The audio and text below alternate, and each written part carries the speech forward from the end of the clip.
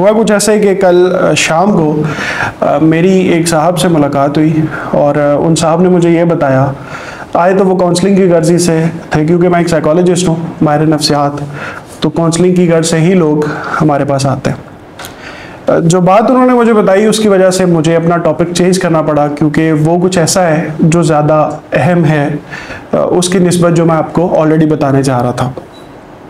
उन्होंने मुझे बताया कि उनका जो बेटा है, जो आप ही की उम्र का है, स्कूल जाता है, वो पहले पढ़ाई में बहुत अच्छा था, लेकिन पिछले 6 महीने से उसकी ज़िंदगी में एक सडन चेंज आया है। वो अब किसी से मिलता नहीं है, बात नहीं करता और पढ़ता नहीं है, कुछ नहीं करता और स्कूल जाने का दिल भी नहीं करता, जबकि प्राइमरी से, पहली क्लास से वो बड़ा अच्छा स्टूडेंट था, हमेशा उसका पढ़ने का दिल करता था।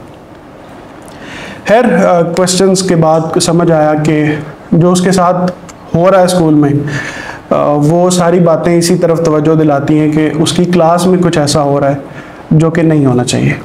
अब इसको अगर मैं आपको समझाऊं तो आपकी क्लास में, आप जिस जिस क्लास में पढ़ते हैं उसमें एक रवैया होता होगा कुछ स्टूडेंट्स का, हर 5 में से एक बच्चा ऐसा होता है।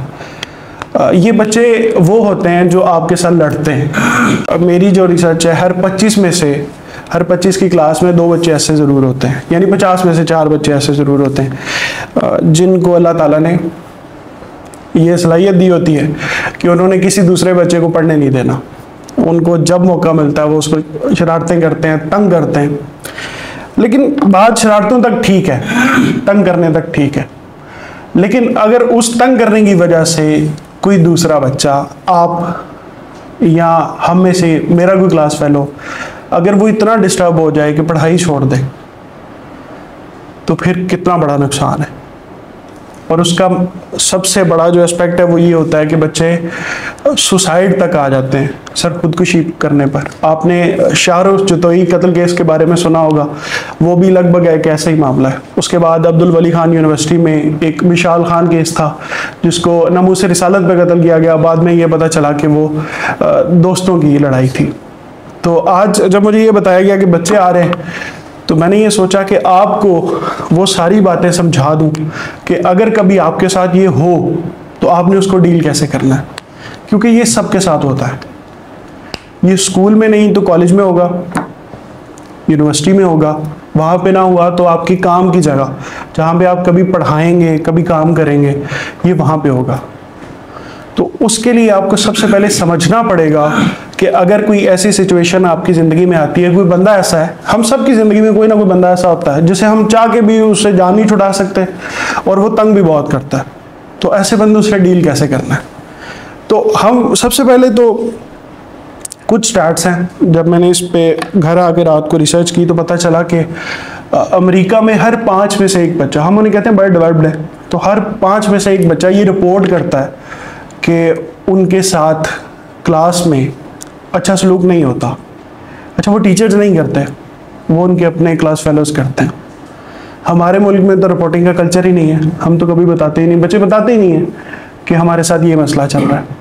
इसके लिए इंग्लिश में जो वर्ड यूज़ होता है, ये जो जिसको हम तंग करना बोलते हैं, इसके लिए ये वर्ड यूज़ होता है बुली करना, किसी को तंग करना। बोर तो नहीं हो रहे? नहीं, अभी आपको और मजा आएगा 2-3 मिनट बाद, ठीक है?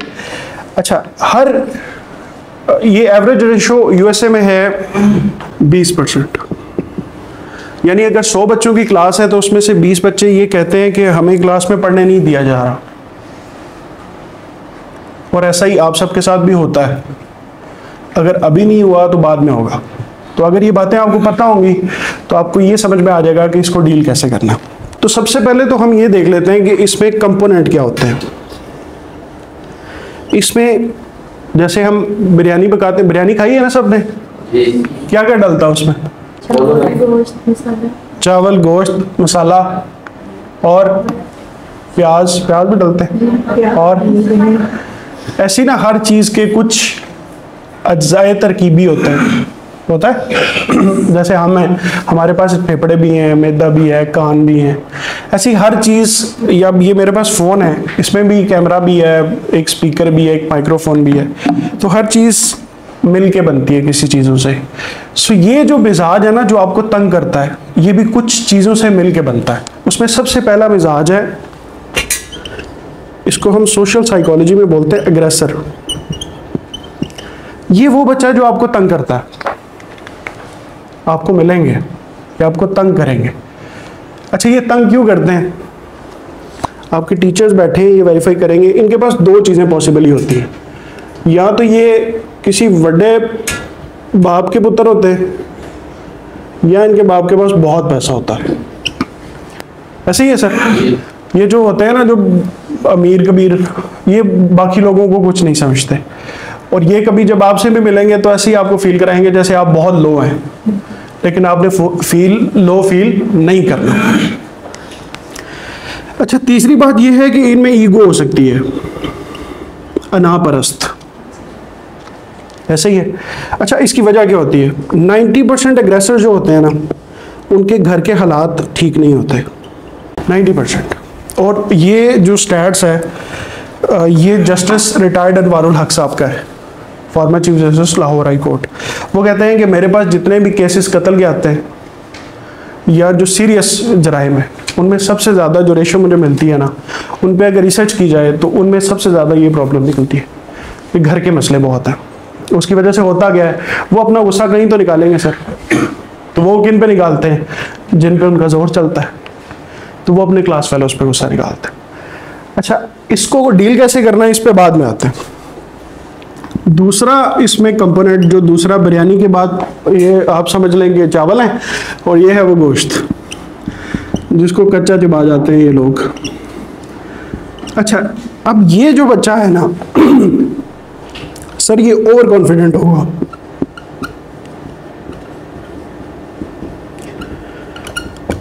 और ये होगा अंडर कॉन्फिडेंट। अच्छा, ये बेचारा डरा हुआ भी बहुत होगा कि मेरे साथ पता नहीं क्या होता है। आप में से जिसको कोई तंग करता है ना, वो ये है, और जो दूसरों का तंग करता है वो ये है। सब थर्ड एलिमेंट है, इसको हम बोलते हैं फेलो, जो उसकी क्लास में मौजूद होते हैं। अच्छा, आप में से आप लोग क्या करते होंगे जब कोई दूसरे का मजाक उड़ाता है? आप में से कौन ऐसा है जो हंसता है जब किसी दूसरे का मजाक उड़ाया जाता है? सारे हंसते हैं, ठीक है, यही होता है। 95% बच्चे वो हैं जो हंसते हैं, और 5% बच्चे वो हैं जो हमदर्दी दिखाते हैं उस बच्चे के साथ जिसके साथ ये हो रहा होता है।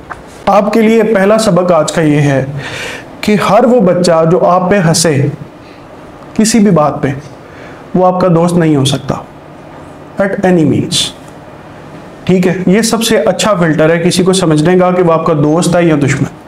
अगर वो आप पे हंसता है, वो आपका दोस्त नहीं है, उससे दूर हो जाए। अच्छा सर, अब आपकी बारी। जब आपके पास कोई ऐसा केस आता है कि बच्चा कहता है कि सर मुझे फलां बच्चा तंग कर रहा है, तो आप क्या करते हैं? उसका कैसे डील करते हैं उसको? यकीन बच्चे की काउंसलिंग की जाती है, जो बच्चा परेशान कर रहा है उसको बुला के, ठीक है, मसाइल को भी सुना जाता है कि बच्चा तंग क्यों कर रहा है। तो क्या बताते हैं वो मसाइल, क्या बताते हैं अपने मिसाइल? डेफिनेटली जो छोटे बच्चे हैं, आपको पता है उनके मिसाइल जो है ना, यही चीज़ की कोई चीज़ जो ना मिस हो गई, उनकी कॉपी पेंसिल गुम हो गई, इस वजह से इस टीचर मुझे डांट रही थी तो इसने जो ना ये बच्चा हंसता है तो मैंने गुस्सा निकाला इस पे। हाँ, वो क्या हो रहा है, वो यही एनर्जी चैनलाइज हो रही है। ऐसे हर इमोशन की ना एक एनर्जी होती है, तो वो जब इंसान अपने अंदर दबा लेता है ना, तो उसको ज़्यादा दर्द होता है कि इसको मैंने बाहर निकालना है। वो फिर निकालता किस पे है? कमज़ोर पे। और ये भी तब वही कर रहे होते। अच्छा, ये पूरा चाइल्ड साइकोलॉजी का एक टॉपिक है, ये एक पूरी साइंस है साइकोलॉजी के अंदर भी, कि बच्चे क्या कर रहे होते हैं कि जब उनको पता चल रहा होता है ना कि मुझे अब कोई मिल नहीं रहा जिस पे मैं अपना गुस्सा निकालूं, तो वो फिर पकड़ते हैं, वो देखते होते हैं। और बच्चों की ऑब्जर्वेशन इस मामले में बहुत अच्छी होती है कि क्लास में जो सबसे वीक होता है ना, वो सबसे ज़्यादा टारगेट हो रहा होता है कि यार वो बोलता नहीं है, नू पकड़ के ठीक करो। अच्छा, काउंसलिंग वाला एलिमेंट बहुत अच्छा है अगर आप लोग करते हैं। ज़्यादातर स्कूलों में ये नहीं होता। कॉमन इसका हल बताते हैं वो यही है कि इनको इकट्ठे ना बिठाएं। तो मैं उनसे पूछता हूँ कि जब आप क्लास में नहीं होते एज ए टीचर, तो फिर क्या होता है? तो कहते हैं नहीं जी, हमारी तो क्लास खत्म होगी, हमारी जिम्मेदारी खत्म। तो ऐसे काम नहीं होना। आप में से कोई ऐसा है जो पेरेंट है जिसके अपने बच्चे हो और उसके पास कभी ये शिकायत आई हो कि मुझे तंग किया जाता है? बस आपके पास आई, कैसे डील करते हैं? सबका गुस्सा अपने बच्चे पे निकाल देती हूँ। अच्छा, आपका गुस्सा आ कहाँ से रहा है? वो कहीं और से आ रहा होगा जी। ऐसे ही है, ठीक है। ये फिर सर चैनलाइजिंग वाली बात ही होगी। अच्छा, गुस्से को ना थोड़ा चैनलाइज करना सीख ले, बाकी इस पे बात कर सकते हैं कि हो क्या सकता है। अच्छा, जब भी एज अ पेरेंट आपके पास आपको ये फील हो कि बच्चा डाउन है, स्लो हो गया क्लास में, जैसा कल रात को एक केस आया, तो सबसे पहले तो उस क्लास में किसी तीसरे बच्चे की ड्यूटी लगाएं कि आप मुझे अपडेट करें कि इस क्लास में मसला क्या है। टीचर को नहीं पता होता, टीचर को बहुत सारी चीज़ों का नहीं पता। हम कहते हैं टीचर की निगाह बहुत तेज़ होती है, मैं भी टीचर हूँ, मुझे पता है, लेकिन सर बहुत सारी ऐसी चीज़ें हैं जो नहीं पता होती। वो आपके क्लास फेलोज ही बता सकते हैं कि मसला क्या चल रहा है, क्योंकि क्लास से स्कूल से निकलने के बाद की क्या अपडेट है आपकी, वो आपके पास नहीं होगी, वो होगी बच्चे के पास। तो आपने सबसे पहले तो ये करना है कि उसको क्या करना है कि आपने किसी थर्ड पर्सन को भी उसका क्लास फेलो, उससे अपडेट लेते रहना है कि हाँ जी बताएं क्या हुआ है आज स्कूल में, क्या हुआ है, ये आज परेशान क्यों है, तो वो आपको सच्ची बात बताएगा, ठीक है। फिर आपके पास पेरेंट्स आते होंगे कि जी बच्चा हमारा स्लो हो गया है जब से आपके पास आया है, तो इसका कोई हल निकालें, कोई दम, कोई दरूद, कोई तवीज़। अच्छा, उसका सबसे अच्छा हल ये है, हम कहते हैं ना बच्चों को पूरा एतमाद बनाएं, कॉन्फिडेंट बनाएं, तो उसके लिए जो बेहतरीन काम आप उनको तजवीज़ कर सकते हैं ना, वो ये है कि उन्हें कहें कि बच्चे जब सुबह का टाइम हो ना, जब पीक पे, जब अभी अभी उठे हों और जब वो सोने लगे हों, तो उनको ऐसे जुमले बोलें जैसा आप चाहते हैं कि वो बन जाए। ये प्रोग्रामिंग की, माइंड की प्रोग्रामिंग की एक लैंग्वेज है, इसको बोलते हैं एफर्मेशंस। आपने जैसा अपने बच्चों को बनाना है ना, ये एक मैजिक है साइकोलॉजी का, कि आपने जैसा अपने बच्चों को बनाना है, आप उन्हें वैसा सुबह के वक्त और रात को जब वो सो रहे हो उस वक्त वो जुमले बोलें। मिसाल के तौर पे आपका बच्चा बहुत शरारतें करता है, तो अगर आपने उसे ठीक करना है तो आप कौन सा जुमला यूज़ करेंगे कि आप चाहेंगे वो शरारतें ना करे, जुमला क्या बनेगा? ये समझाएंगे बेटा ऐसा नहीं करना। हाँ, लेकिन बच्चे नहीं समझते ना, ये तो मसला है। डेवलपमेंटल साइकोलॉजी एक फील्ड है साइकोलॉजी जो कहती है बच्चों को समझाने से कोई फ़र्क नहीं पड़ता। क्यों नहीं पड़ता? क्योंकि वो चीज़ों को ऑब्जॉर्व नहीं कर सकते। तो उसका तरीक़ेकार ये डिवाइस हुआ है कि सुबह का टाइम जब वो अभी अभी उठे हों और रात को सोते वक्त, आइडियली तो रात को सोते वक्त, उन्हें ऐसे जुमले बोलें जैसा आप उन्हें बनाना चाहते हैं। मिसाल के तौर पर आपके बच्चे को ये आदत है कि वो सुबह जल्दी नहीं उठता, तो रात जब वो सो रहा होता है ना, सोने लगे, तो एक टाइम आता है जब हम ना तो पूरे जाग रहे होते हैं ना मुकम्मल तौर पे सो रहे होते हैं। उस टाइम पे आपने जुमला बोलना है कि उसका नाम लेके, फर्ज करें अयान नाम है किसी का, अयान सुबह फजर के टाइम पे उठता है, ये जुमले की कंपोजिशन है, ठीक है। अच्छा, इसे होता क्या है? होता ये है कि आपका दिमाग उस जुमले को, चूँकि आप नींद की हालत में होता है, रेजिस्ट नहीं करता, वो उसको कबूल कर लेता। और जब बार बार कुछ दिन, अब ये लग थोड़ा सा जादू रहा होगा, दम दरूद, ऐसा है नहीं, ये साइंस है। जब आप कुछ दिन इसको प्रैक्टिस करेंगे ना, आपका बच्चा सुबह फजर के टाइम पे उठना शुरू कर देगा, क्योंकि उसके दिमाग ने उस थॉट को रजिस्ट नहीं किया। उसके दिमाग ने उसे नहीं बताया कि नहीं तुम 8 बजे नहीं, तुम तो 7 बजे उठते हो, फजर के टाइम पे नहीं उठते। तो उसे होगा क्या कि वो जो थॉट उसके दिमाग में बनेगी, उसकी वजह से उसका जो काम है ना वो चेंज हो जाएगा। ऐसे ही आप, अगर आपका बच्चा गुस्सा करता है, अगर आपका बच्चा रोता है बहुत ज़्यादा है, तंग बहुत ज़्यादा करता है, तो ऐसी कोई जुमला जो आप चाहते हैं जैसा वो बन जाए वैसे उसको बना लें। अच्छा, टीचर्स क्या कर सकते हैं? एक तो होगी काउंसलिंग, एक आधा लेक्चर है सर दें इस पे कि आप जो बुली करते हैं बच्चों को, उसकी वजह से आपकी ज़ात पे क्या फ़र्क पड़ता है। बच्चों को बिठाएं, मुन्ना भाई MBBS देखिए आपने, वो जादू की झप्पी करवाएं इनको कहेंगे यार गले मिलो। जब ये गले मिलेंगे ना, तो इनकी, आपको भी पता होगा कि वो गिले शिकवे सारे बच्चों के दूर हो जाते हैं। तो जब आप में से जब भी कोई दूसरे से नाराज़ हो तो क्या करना है? क्या करना है? गले लगा लेना, यार ठीक है मेरी गलती, मैंने माफ़ कर दे, ठीक है, हो जाएगा। मुश्किल काम तो नहीं है। गुड। अच्छा, उसके बाद दूसरा काम, इनको ना इमोशन मैनेज करने सिखाएं कि जब आपको गुस्सा आ रहा हो तो आपने क्या करना है, जब आपको रोना आ रहा हो, लड़कियां ज़्यादा रोती हैं, ऐसे ही है ना? ऐसे ही है ना? कभी किसी ने सिखाया है कि जब रोना आ रहा हो तो क्या करना चाहिए? रोना चाहिए। रोने से क्या होता है? कोई ऐसा तरीका है कि हम रोए बगैर अपने दिल का गुबार निकाल लें? कभी किसी ने बताया? नहीं ना। आप सब लोग एक इस्लामिक कल्चर वाले स्कूल से हैं। पहली सूरत कौन सी नाज़िल हुई थी? सर इसमें एक आयत है कलम के हवाले से, उसका मफ़हूम बता सकते हैं मुझे? अल्लाह ताला ने इंसान को इल्म सिखाया कलम के से। अब ये जो कलम है ना, आप में से जिसको ये मसला है कि वो रोता बहुत है या टेंस बहुत रहता है, परेशान बहुत रहता है, सोचता बहुत ज़्यादा है, तो इल्म का मतलब सिर्फ ये नहीं है कि जो आप सीखें। इल्म का मतलब हर वो थॉट है जो आपके दिमाग में आती है, ऐसा है। तो जब आपका दिल कर रहा हो ना रोने का, तो उससे बहुत अच्छा हल ये है कि आप एक पेंसिल उठाएं, एक पेज लें और जिस बारे में आप परेशान हैं ना उसको लिखना शुरू कर दें।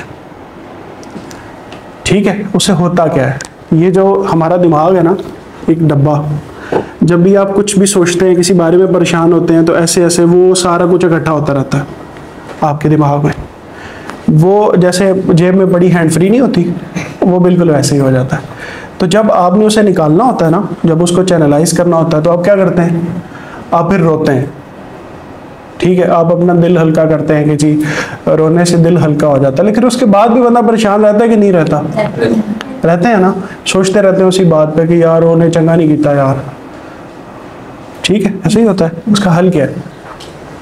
ये जो थॉट थी ना आपकी किसी भी मसले की, ये आपका एक पेपर है, आप इस थॉट को ऐसे लिखते जाएं।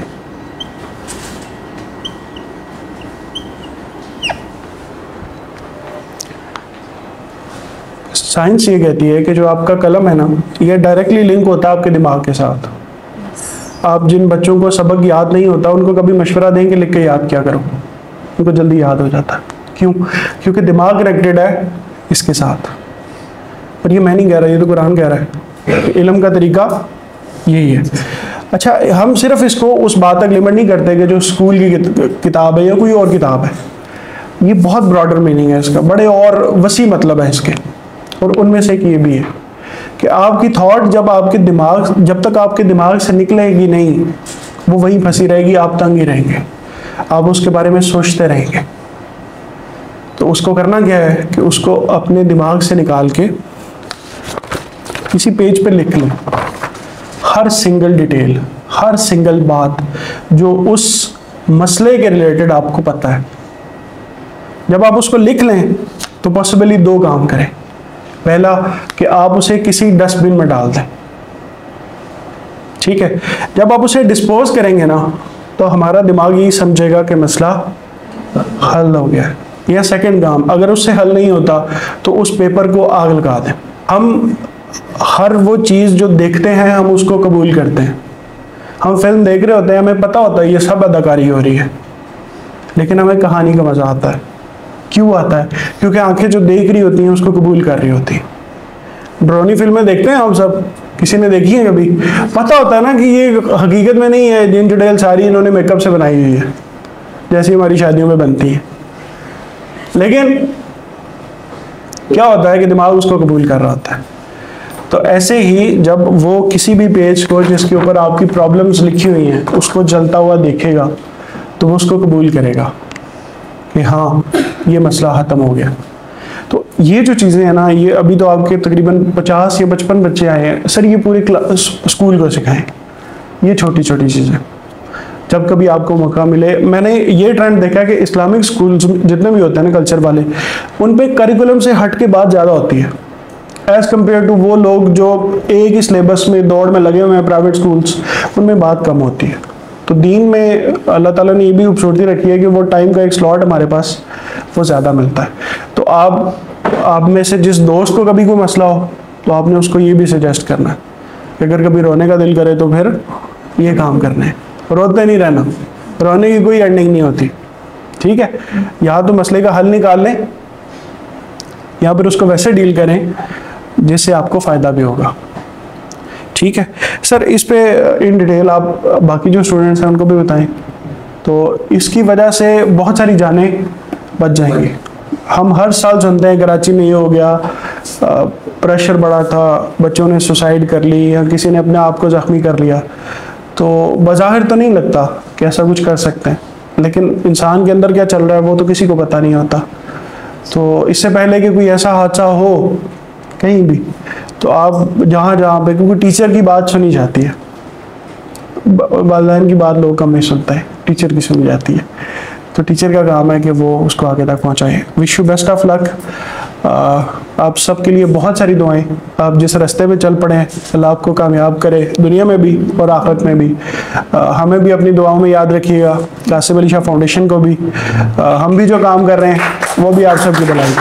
Thank you so much.